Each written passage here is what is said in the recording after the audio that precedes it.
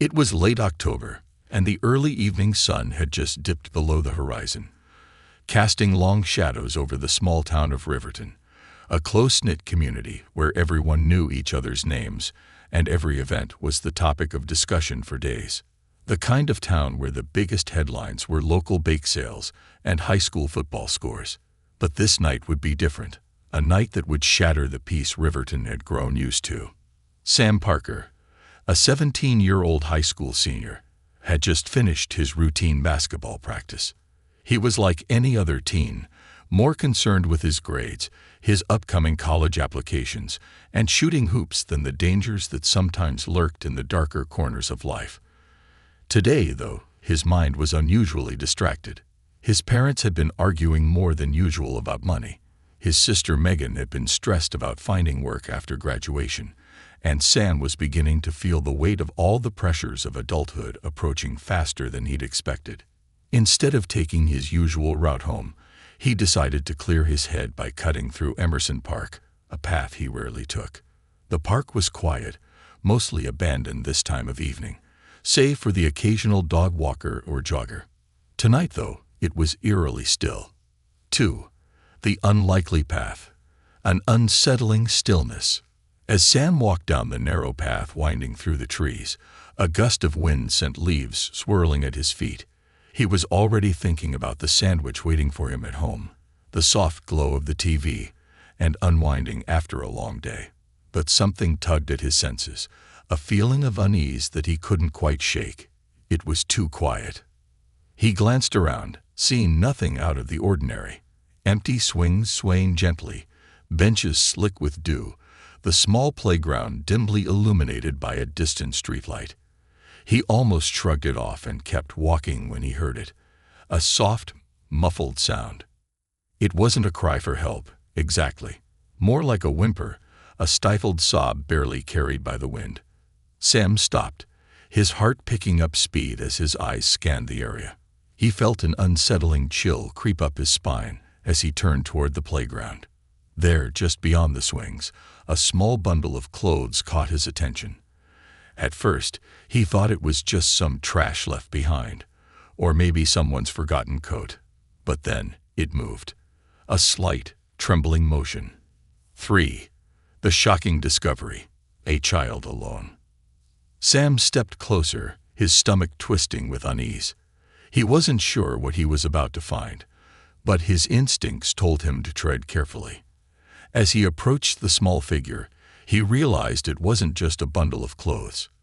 It was a child.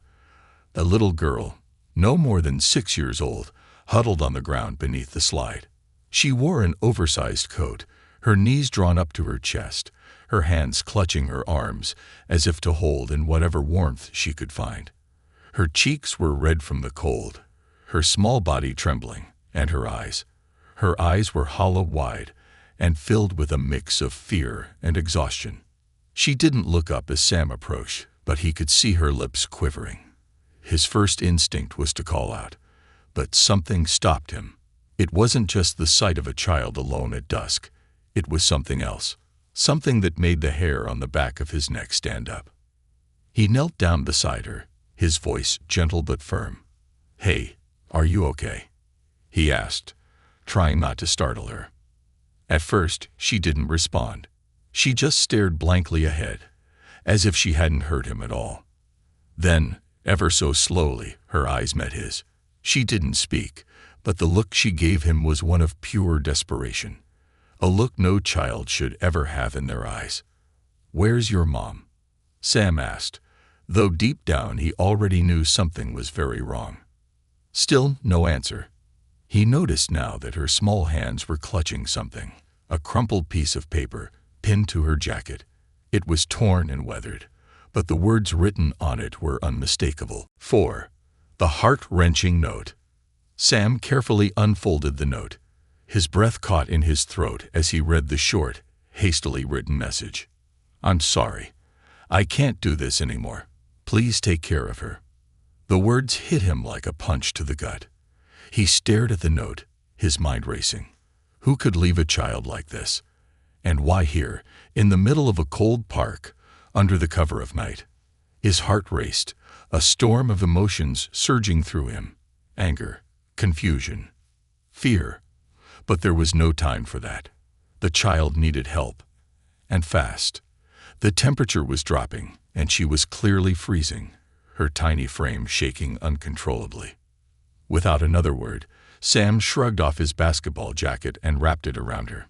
"It's okay," he said, trying to keep his voice calm, even though his own hands were shaking. "You're safe now. I'm going to help you." But just as he reached for his phone to call for help, the little girl finally spoke, her voice barely above a whisper, filled with a terror that made Sam's blood run cold. "Please, don't take me back." 5. The impossible decision.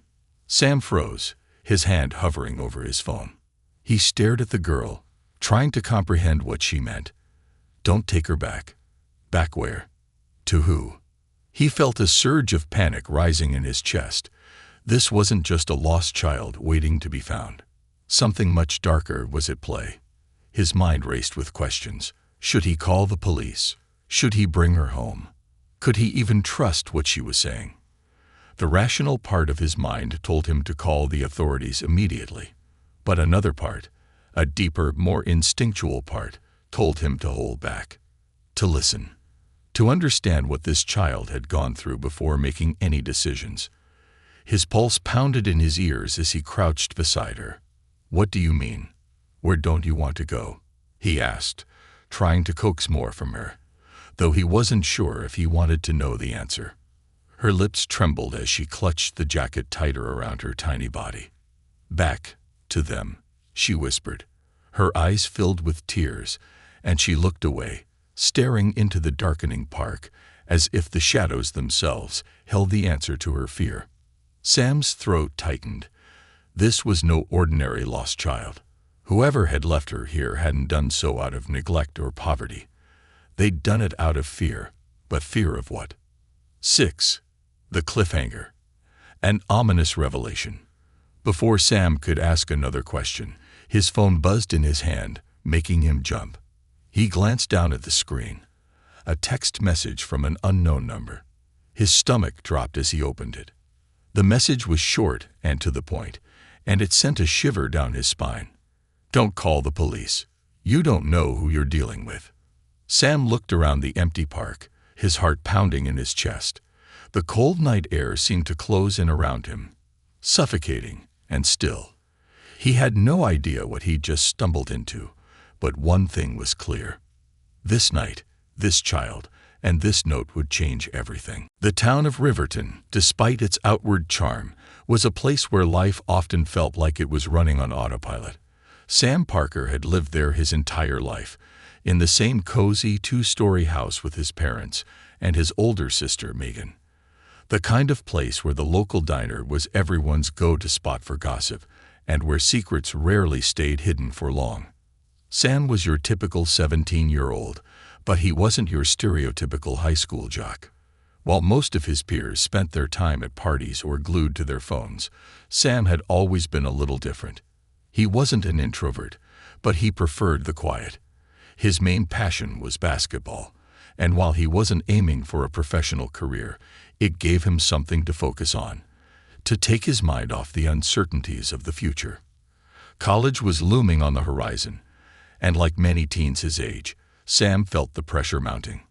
His parents, like many in Riverton, were hardworking but worn down by the daily grind. His father, David, had recently lost his job at the local factory due to layoffs, and his mother, Lisa, worked double shifts at the hospital to keep the family afloat. Megan, who was a couple of years older than Sam, had just graduated from college and was struggling to find steady work. The tension in the Parker household had been simmering for weeks.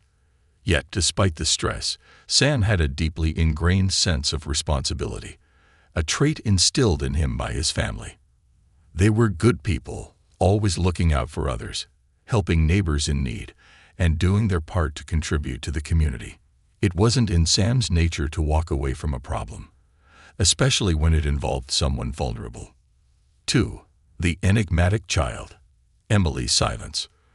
The little girl, now sitting in the warmth of Sam's living room, was still silent, her wide eyes darting around the unfamiliar space. Emily, as she eventually revealed her name to be, was fragile, more fragile than any child Sam had ever encountered. She clung to his jacket like it was the only thing tethering her to reality, refusing to take it off even though the warmth of the house was beginning to settle her shivers. After the unsettling events in the park, Sam had brought Emily straight home, bypassing the idea of going to the authorities for the moment. The message he had received from the unknown number still burned in his mind, and he couldn't shake the feeling that something far more dangerous was at play. It wasn't that Sam didn't trust the police. Riverton's officers were generally trustworthy. But there was something about Emily's fear, her desperate plea, and the cryptic warning that gnawed at his instincts. He needed more information before making any decisions. Emily hadn't said much on the walk home, and she still hadn't. Sam had offered her food, something to drink, but she simply shook her head. It wasn't until Megan walked into the room, curiosity piqued by the unexpected guest, that Emily finally spoke. "Is your mom coming to get you?" Megan asked gently, crouching beside the couch to get on eye level with the child. Emily's eyes darkened, and she shook her head, her small voice barely audible. "I don't know where she is. She said she would come back, but she never did." Emily's words sent a chill through the room, even though the heater was on full blast. Sam sat down beside her, trying to keep his tone calm and steady. "Can you tell us a little more about what happened, Emily? Do you remember where you were before the park, or who left you there?" For a moment, Emily said nothing, her fingers tracing the edge of Sam's jacket like she was trying to hold onto a fragment of safety. Finally, after what felt like an eternity, she whispered, "My mom left me in the park. She said she was going to get help, but she didn't come back." The weight of her words hit Sam like a ton of bricks. Her mother had deliberately left her there. But why? Had she been in trouble?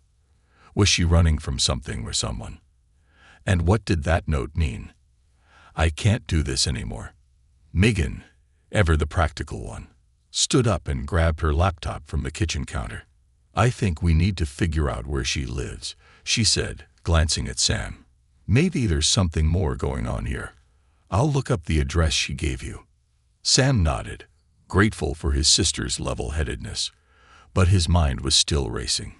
He had a feeling that Emily's story wasn't just one of abandonment. It was something darker, something that made his skin crawl. As Megan began to search online for any information about Emily's mother, Sam turned his attention back to the little girl. "Do you remember anything else, Emily? Did your mom say where she was going or why she left?" Emily hesitated, her tiny hands fidgeting with the sleeves of Sam's jacket. Then, without warning, she rolled up her sleeve to reveal a small bruise on her forearm, faint but noticeable. Sam's heart sank. "Emily," he said carefully, "how did you get that bruise? Did someone hurt you?" Her eyes filled with tears, and she quickly pulled her sleeve back down, shaking her head. "I don't want to go back there," she whispered. "They hurt Mommy, and they'll hurt me too." Sam felt a surge of protectiveness rise in his chest. Who were they? What kind of people were involved in this? Every instinct in him told him to call the authorities, but the unknown numbers message still rang in his ears. "Don't call the police.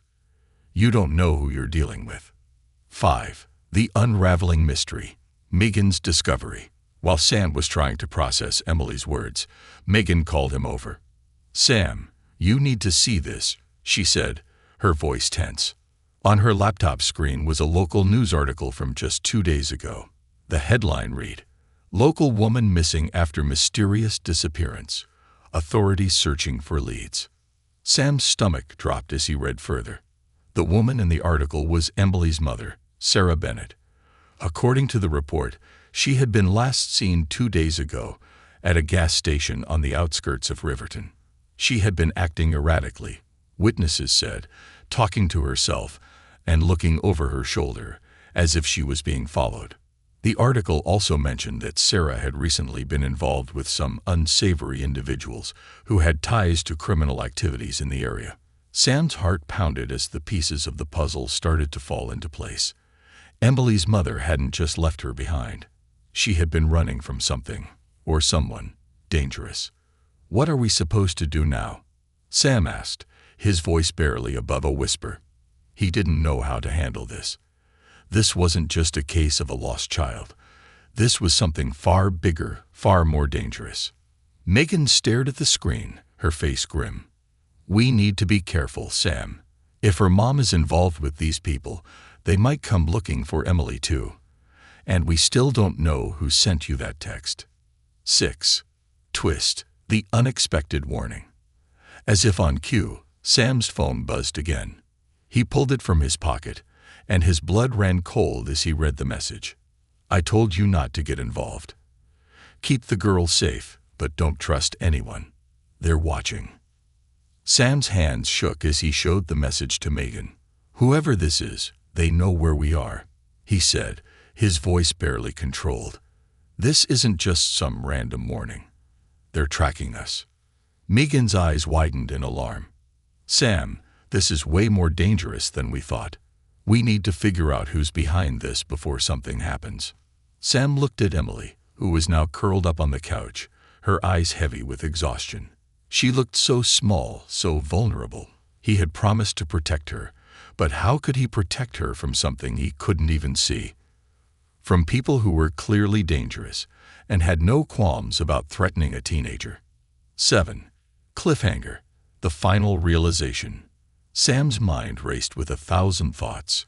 Emily's mother was missing, possibly involved in criminal activities. Emily herself was clearly traumatized, scared of the people who had hurt her mother. And now, whoever was behind the text messages seemed to know exactly where they were.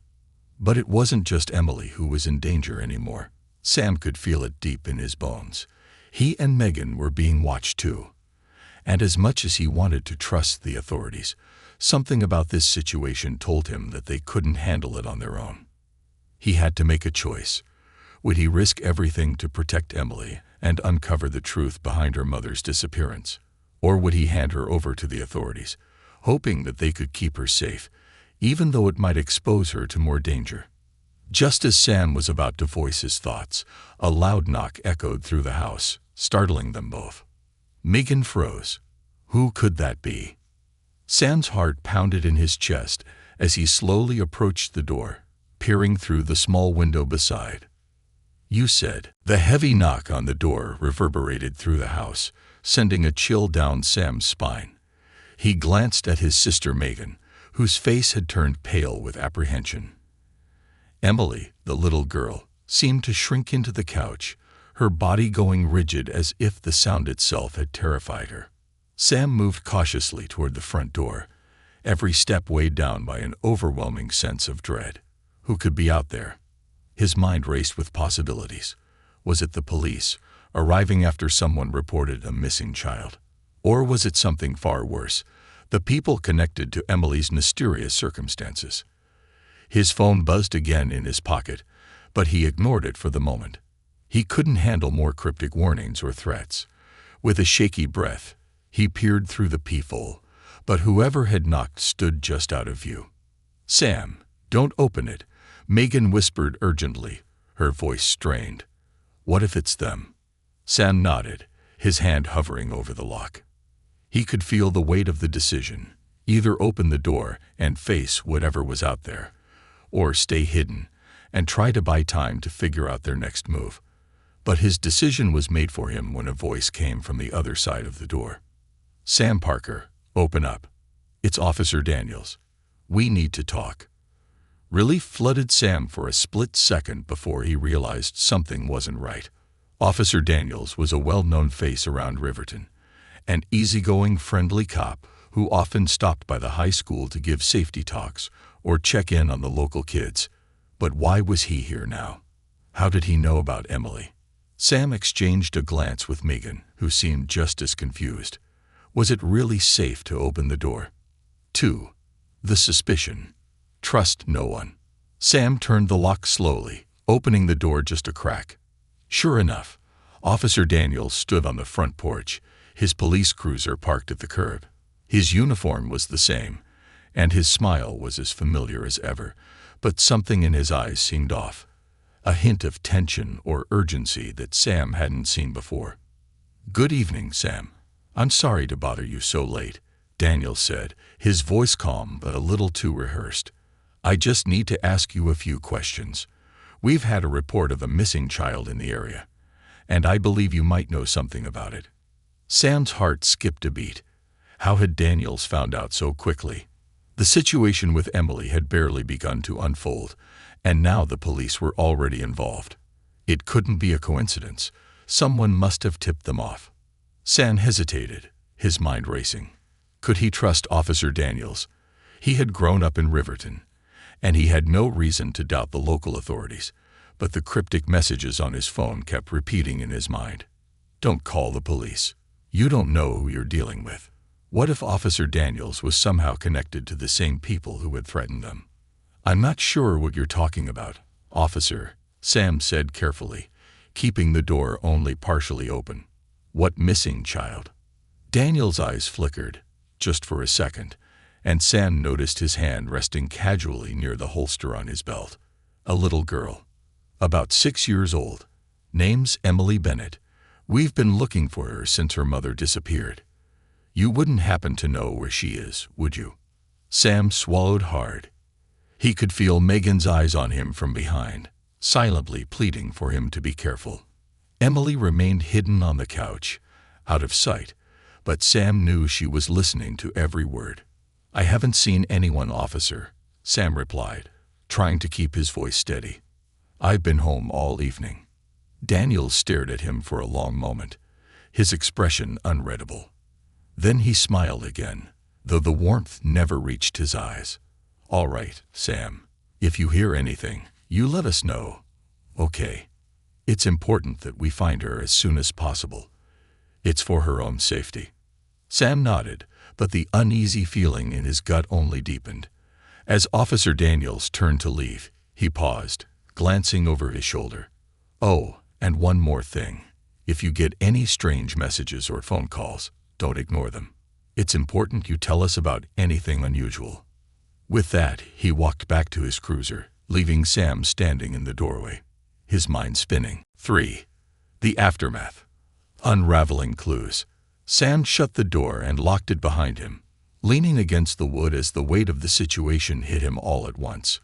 Megan was already at his side, her face a mix of fear and confusion. "What was that about?" she whispered, glancing toward the living room where Emily sat, still clutching Sam's jacket like a lifeline. "I don't know," Sam admitted, his voice barely audible. "But something's not right."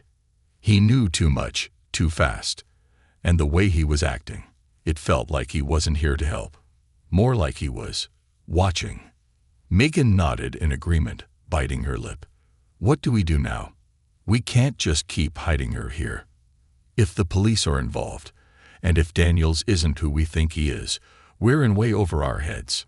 Sam's phone buzzed again, pulling him from his thoughts. He reluctantly pulled it out, half expecting another ominous message. But this time, it was different. The text read, "Meet me at the old warehouse on Bridge Street. I can help you. But come alone.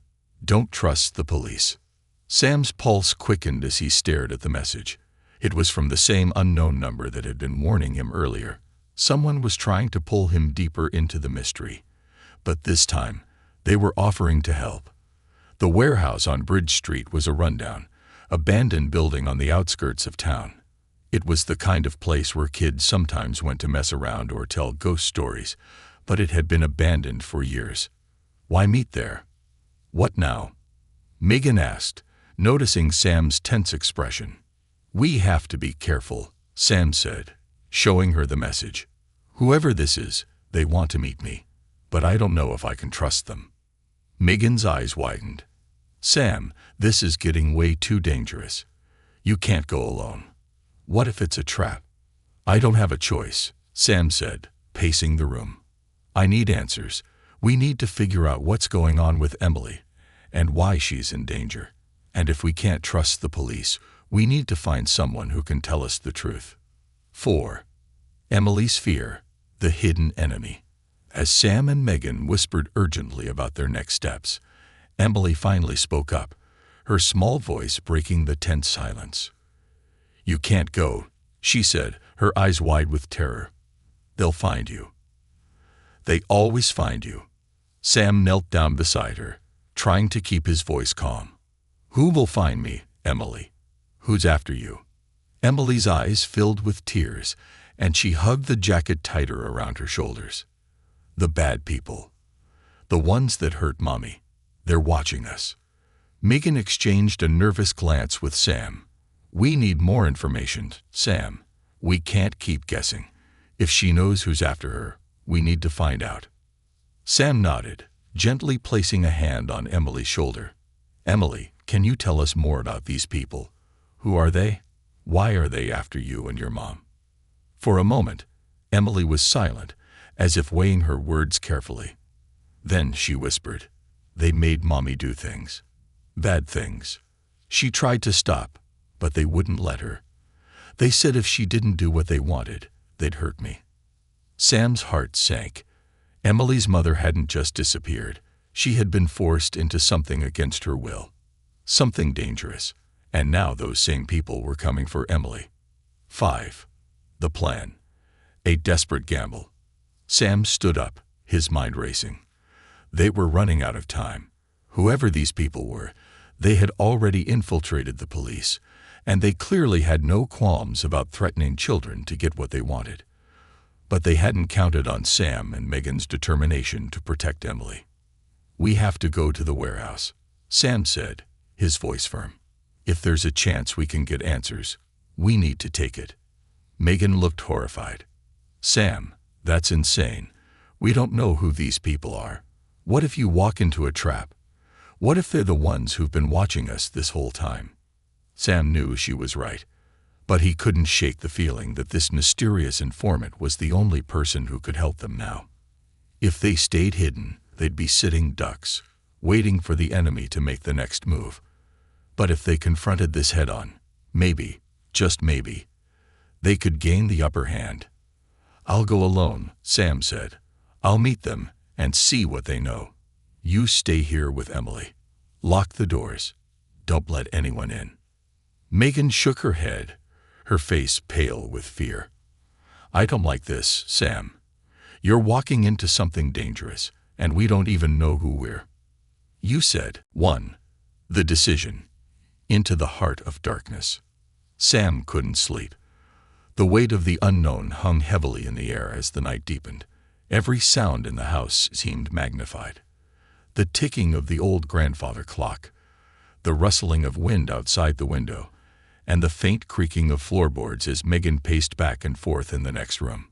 Emily had finally fallen asleep, curled up on the couch like a small, fragile bird, but her presence in the house felt like a ticking time bomb. After hours of silence, Sam knew what he had to do. The message from the unknown number wasn't just a threat. It was a promise that whoever was out there held the answers they so desperately needed. Sam didn't want to leave Megan and Emily behind, but there was no other choice. He had to go alone. He had to confront the unknown before it came crashing through their door. Megan met him at the front of the house as he prepared to leave. She had made her opinion clear earlier. This was reckless, dangerous, and potentially fatal. But she also knew Sam well enough to realize that once he made up his mind, there was no changing it. "I don't like this," she whispered, her voice thick with anxiety. "You don't know who they are, Sam. You're walking into something that could get you killed." Sam nodded, swallowing hard. "I know. But if I don't go, we'll be sitting ducks. Whoever is behind this isn't going to stop until they get Emily, and I'm not going to wait for them to make the first move." Megan's eyes were dark with worry, but she didn't argue. Instead, she handed him a small object wrapped in cloth. Sam unwrapped it to reveal their father's old pocket knife, a relic from his military days. "Just in case," she whispered. Sam smiled faintly, pocketing the knife. "Thanks. I'll be careful. I promise." As Sam turned to leave, Megan grabbed his arm. "Sam, please, don't be a hero. If things go south, get out of there. Emily needs you." He nodded once more, giving her hand a squeeze before slipping into the night, the cold October air biting at his skin. The streets of Riverton were eerily quiet, the kind of stillness that seemed to hint at something waiting just beyond the edge of the shadows. 2. The warehouse. A meeting in the dark. Sam made his way to the old warehouse on Bridge Street, the location specified in the mysterious text. The warehouse had been abandoned for years, a relic of the town's industrial past, and now it was nothing more than a crumbling shell of rusted metal and broken windows. It was the perfect place for shady deals and dangerous secrets to be exchanged, a place no one would think to check. As Sam approached the entrance, his heart pounded in his chest. He paused for a moment, taking in the eerie silence. The hairs on the back of his neck stood up. The warehouse looked even more foreboding in the darkness, its towering silhouette looming over him like a predator waiting to strike. Every instinct told him to turn back, to run. But Sam pushed the fear aside. He was in too deep now to back out. He slipped through the broken gate and entered the warehouse through a side door that hung loosely on its hinges. The interior was just as decrepit as the exterior. Rows of rusted machinery covered in dust, broken glass scattered across the floor, and the occasional flicker of light from the dying street lamps outside filtering through the cracks in the walls. The air smelled damp, stale, like a place long forgotten by time. Sam's footsteps echoed in the empty space as he walked deeper into the building. His mind raced with thoughts of who might be waiting for him. An ally or a trap. He reached for his father's pocket knife in his jacket pocket, feeling its comforting weight as he scanned the area for any signs of movement. And then he saw it, a figure standing in the far corner of the room, shrouded in shadows. Sam's heart raced as he approached, his hand gripping the knife tightly. Whoever it was, they weren't making any sudden moves. "You came," the figure said, their voice low and gravelly. "I wasn't sure you would." Sam stopped a few feet away, trying to make out the person's features, but the shadows obscured their face. The figure was tall, dressed in a long coat that seemed to blend into the darkness. "Who are you?" Sam demanded, his voice steady despite the fear gnawing at him. "Why did you contact me? What do you know about Emily and her mother?" The figure took a step forward, but still kept their distance. "I can't tell you everything right now. It's too dangerous. But I can give you enough to understand what you're dealing with. You and that little girl are in serious trouble." Sam's grip tightened on the knife. "What kind of trouble? Who are these people after her?" The figure paused for a moment, as if considering how much to reveal. Her mother was mixed up with a group. Let's just call them the Syndicate. They run things behind the scenes, controlling everything from drugs to politicians. Emily's mother tried to get out, but they don't let people walk away. Not without paying a price. Sam's stomach twisted. He had expected something bad, but this was worse than he imagined. And now they're after Emily because of her mother. The figure nodded. They think Emily knows something. A secret her mother was keeping. Something that could destroy them if it got out. They won't stop until they find her. 3. The reveal. A hidden betrayal. Sam's mind reeled. Emily was in more danger than he had realized. This wasn't just about a missing child. This was about something far bigger, something that could put all of their lives at risk. "How do you know all of this?" Sam asked, suspicion creeping into his voice. "Why should I trust you?" The figure took another step forward, their face finally coming into the dim light. Sam's breath caught in his throat. It was Officer Daniels, the same man who had come to his door earlier, pretending to be concerned about the missing child. Sam's hand shot to the knife in his pocket. "You. What the hell is going on? Why are you doing this?" Daniels raised his hands in a calming gesture. "I'm not one of them, Sam. But I've been working undercover for years, trying to bring the Syndicate down from the inside. I've been feeding them false information, trying to slow them down, but now they're getting too close to Emily. I needed you to trust me so I could help protect her." Sam's mind raced. Was this the truth or just another lie? Could he trust a man who had already deceived him once? Why didn't you just tell me the truth from the start? Sam demanded, his voice rising. You could have helped us without all this sneaking around. Daniel shook his head, his expression grim. I couldn't risk it. The syndicate has eyes everywhere. If they even suspect that I'm not loyal, they'll kill me. And then they'll come for you and that girl. I'm trying to keep both of you alive, but I need you to trust me now. 4. The trap. A dangerous game. Sam's head was spinning. This was too much, too fast. He didn't know what to believe anymore. But before he could respond, Daniel's phone buzzed. He glanced at the screen, his face darkening. They're coming, Daniel said, his voice tense. We don't have much time. You need to get out of here. Sam's heart raced. What do you mean? Who's coming? Daniels didn't answer. Instead, he grabbed Sam by the arm and pulled him toward the back of the warehouse. We need to get you and Emily out of Riverton. If they find you, it's over. They won't just hurt her. They'll kill anyone who stands in their way. Sam's instincts screamed at him to run, but he hesitated. Could he really trust Daniels after everything? Or was this just another part of the syndicate's trap? As they reached the exit, a car screeched to a halt outside, headlights cutting through the darkness. Figures in black suits spilled out of the vehicle, armed and dangerous. Daniels cursed under his breath. Too late. They're here. 5. The ambush, a fight for survival. Before Sam could react, Daniel shoved him behind a stack of crates, drawing his gun. Stay down, he ordered, his voice low but urgent. I'll hold them off. You need to get back to your sister and Emily. Now. Sam's heart pounded in his chest as he crouched behind the crates, watching in horror as the armed men approached the warehouse. He could see their faces now, cold, calculating, and ruthless. These were the kind of men who wouldn't hesitate to kill anyone in their way. Daniels opened fire, his shots echoing through the empty building. The men returned fire, bullets ricocheting off the metal walls with deafening clangs. Sam ducked lower, adrenaline surging through his veins. He had to make a decision, run for his life, or stay and fight alongside Daniels. But before he could decide, one of the men spotted him. Sam's heart froze as the man raised his gun, aiming directly at him. Time seemed to slow as Sam fumbled for his father's. 1.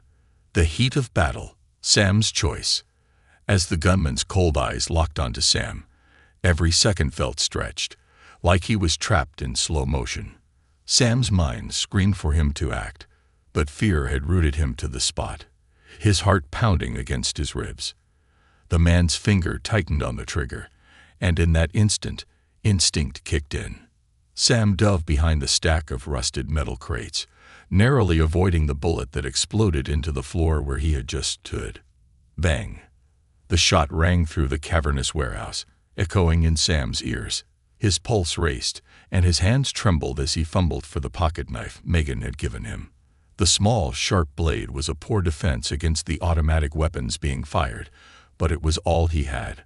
From his crouched position, Sam caught a glimpse of Officer Daniels. The undercover cop had taken cover behind a nearby pillar, returning fire with grim precision. Daniels was outnumbered, but he was trained, a professional in the chaos of gunfire.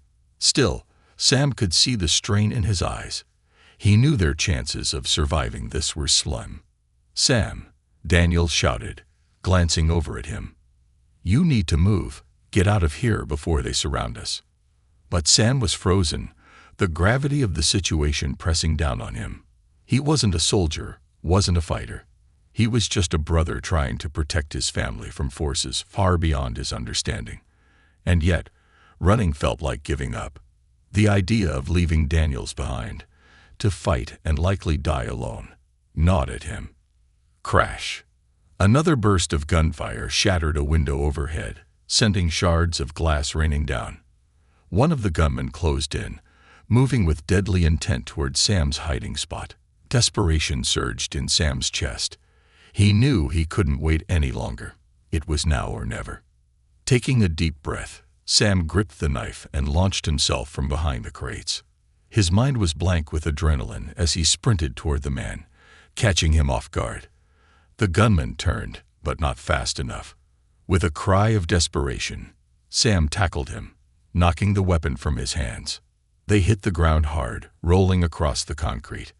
The man was stronger, his hands immediately going for Sam's throat. But Sam had the advantage of surprise.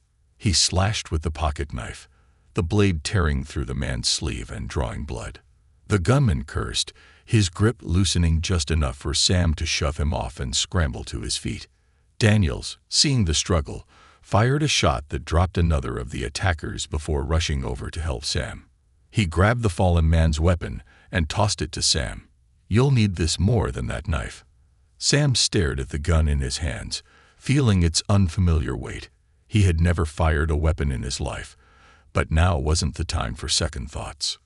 "Go," Daniels urged. "Get to your sister and the girl. I'll hold them off." 2.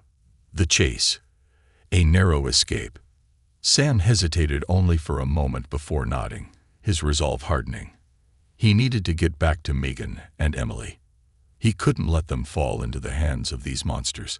Clutching the gun tightly, he darted toward the exit as more bullets whizzed past, ricocheting off metal beams and machinery.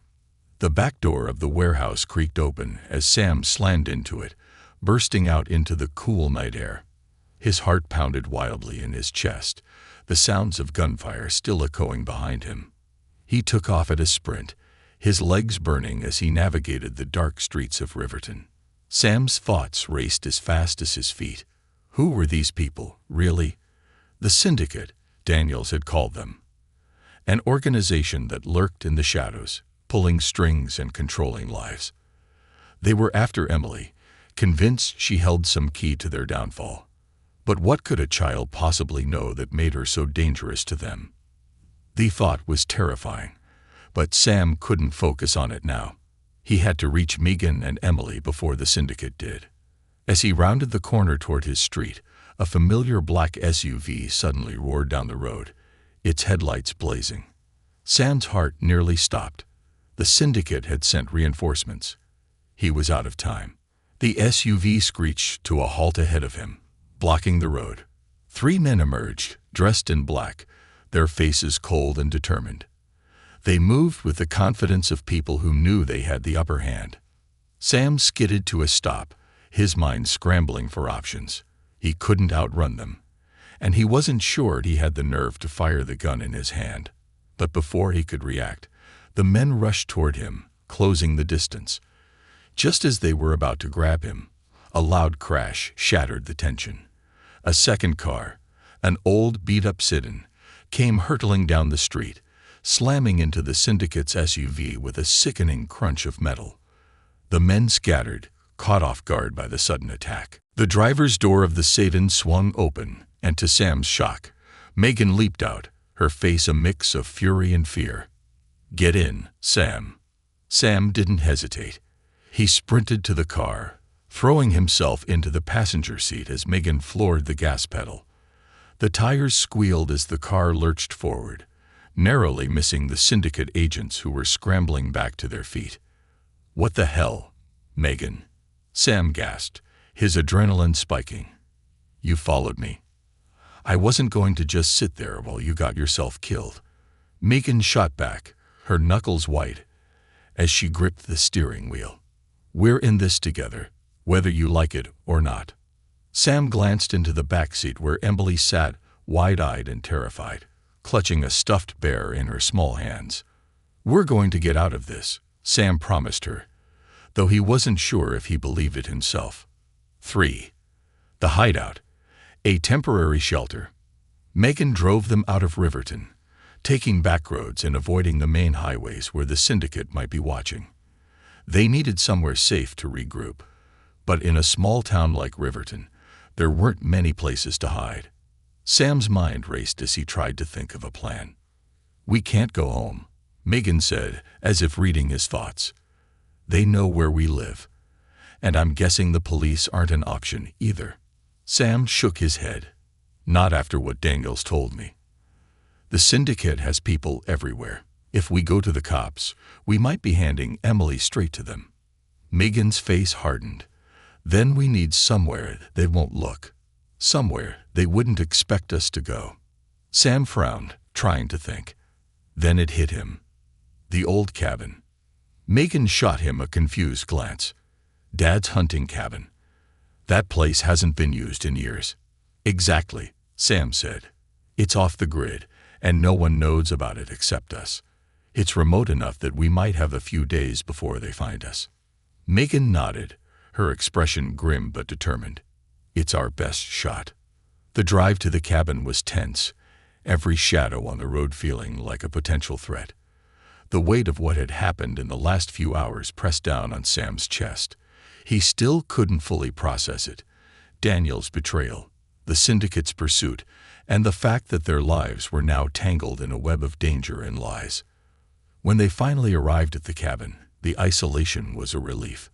Hidden deep in the woods, the small wooden structure was barely more than a shack, but it would serve as a shelter for the time being.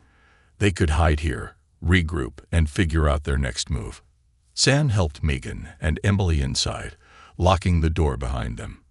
He checked the windows, making sure everything was secure before sitting down at the worn kitchen table.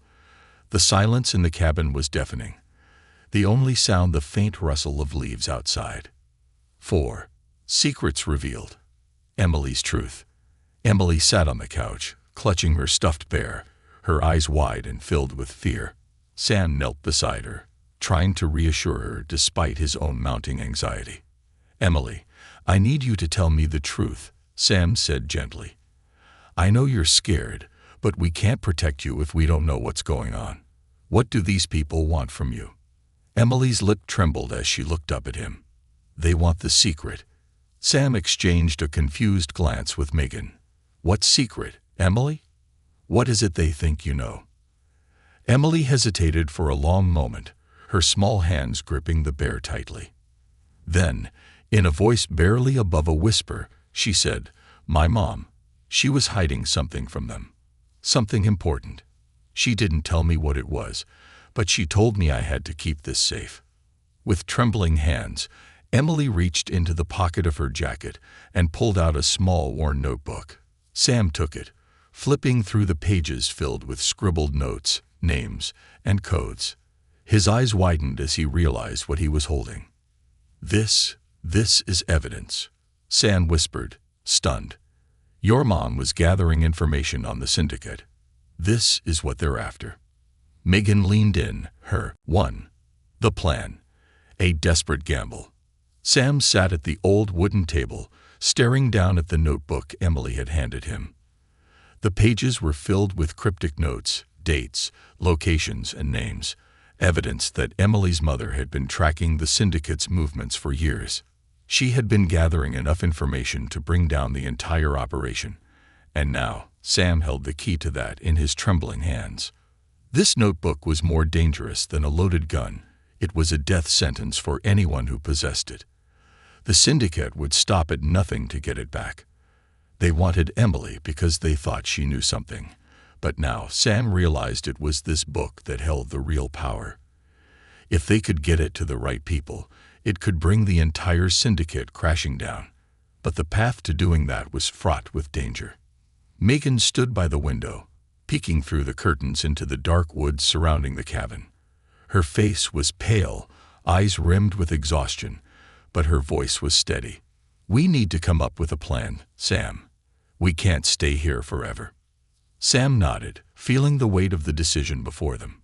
We have to fight back, he said, his voice firm despite the fear gnawing at his insides. This notebook is the leverage we need. If we can get it to the authorities, someone outside the local police who isn't corrupted, we might stand a chance. But how do we know who to trust? Megan asked, her worry evident. We can't just walk into a police station. The syndicate has people everywhere. We don't need to, Sam replied, his mind racing through the possibilities. We'll go directly to the FBI. They have the resources to protect us and take down the syndicate once and for all. But we need to get to a safe location first, somewhere we can contact them without being traced. Megan raised an eyebrow. And how do we do that? We're sitting ducks out here. Sam glanced at Emily, who was still clutching her stuffed bear, her small face etched with worry. He had promised to protect her, but to do that, they had to take risks. We'll have to split up, he said quietly. It's the only way to throw them off. Megan's eyes widened. What? No, we stay together. That's the only way we survive this. No, Sam insisted, shaking his head. If we stay together, we're easier to track. They'll find us faster. But if we split up, I can take the notebook and lead them away. You and Emily go in a different direction. Find a safe place to hide while I contact the FBI. Megan opened her mouth to protest, but Sam held up a hand. I know it's risky, but it's the only way. They're after the notebook, not Emily. If they think I have it, they'll focus on me. It'll buy you time. For a moment, there was only the sound of the wind rustling through the trees outside. Megan's face softened as she looked at Sam, understanding the danger he was about to put himself in. Sam, she whispered, her voice breaking. What if you don't make it back? Sam forced a small smile. I will. I have to. 2. The escape. A race against time. They didn't have much time. The syndicate's men would be scouring Riverton, combing through every lead, every hiding place. Sam packed a small bag with essentials. Cash, a burner phone, and the notebook. Meanwhile, Megan and Emily prepared to leave through the back roads, heading toward an old family friend's cabin several miles away. It wasn't much, but it would provide temporary shelter. Before leaving, Sam knelt down to Emily's eye level. Listen to me, Emily. You're going to go with Megan, okay? She's going to keep you safe while I take care of this. Emily's lip quivered, and she clutched the stuffed bear tighter. But what if they find you? Sam smiled softly, ruffling her hair. Don't worry about me. I've got a plan. You just focus on staying safe with Megan. I promise I'll come back for you. Emily nodded, though her eyes glistened with unused tears. Sam hated the fear she was carrying, the weight of being hunted for something she didn't even understand. But he had to believe they would come out of this. There was no other choice. As night fell, Sam and Megan shared a quiet goodbye, the gravity of the moment sinking in. Stay safe, okay? She whispered, her voice barely audible. You too, Sam replied, his heart heavy with the unspoken fears between them. I'll find you once it's over. With one final glance back, Sam disappeared into the shadows of the woods, the notebook securely tucked into his jacket. Megan and Emily slipped away in the opposite direction, leaving behind the cabin and the remnants of their old lives. 3. The chase, a deadly pursuit. Sam's plan worked, at least at first. He had drawn the syndicate's attention. As he made his way through the dense forest, keeping off the main roads, he heard the telltale hum of vehicles and the crunch of boots on the ground behind him. They were following him, just as he had hoped. But hope was a fragile thing. As the night deepened, Sam's exhaustion began to wear on him. The forest was endless, the dark trees looming like sentinels, and every rustle in the underbrush made his heart race. The syndicate's men were close, too close. He could hear their voices now, low and urgent, as they swept through the woods like wolves on the hunt. Sam's lungs burned as he pushed forward, weaving through the trees, his legs aching with every step. He had no idea how much longer he could keep this up. His only advantage was the darkness, but even that was slipping away as the sky began to lighten with the approaching dawn. Just as he thought he might collapse, Sam stumbled upon an old, crumbling shed. It was barely standing, hidden behind a cluster of trees, but it would have to do. He slipped inside, closing the door as quietly as possible.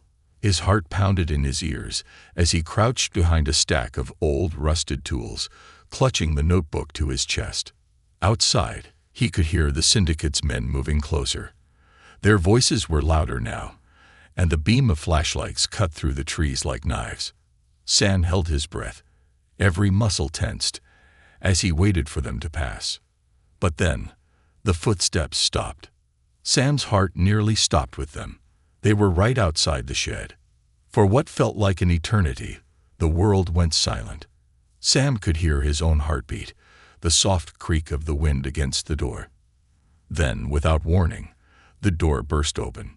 The men stormed inside, guns raised, their eyes sweeping the small, decrepit space. Sam had seconds to react. He bolted from his hiding spot, shoving one of the men into the others as he made a desperate dash for the door. Gunfire erupted behind him, bullets ripping through the air as Sam sprinted into the forest. He didn't stop, didn't look back. The adrenaline coursing through his veins was the only thing keeping him moving now. 4. The sacrifice. A final stand. Sam knew he couldn't outrun them forever. The syndicate was closing in, and his strength was waning. As he ran, his mind raced for options, but there was only one left, a final, desperate gamble. He reached the edge of a cliff, overlooking a rushing river far below. There was nowhere else to go. The syndicate's men were closing in, their shouts growing louder as they neared. Sam stood on the precipice, the notebook still clutched in his hands, knowing what he had to do. He took out his phone, quickly dialing a number.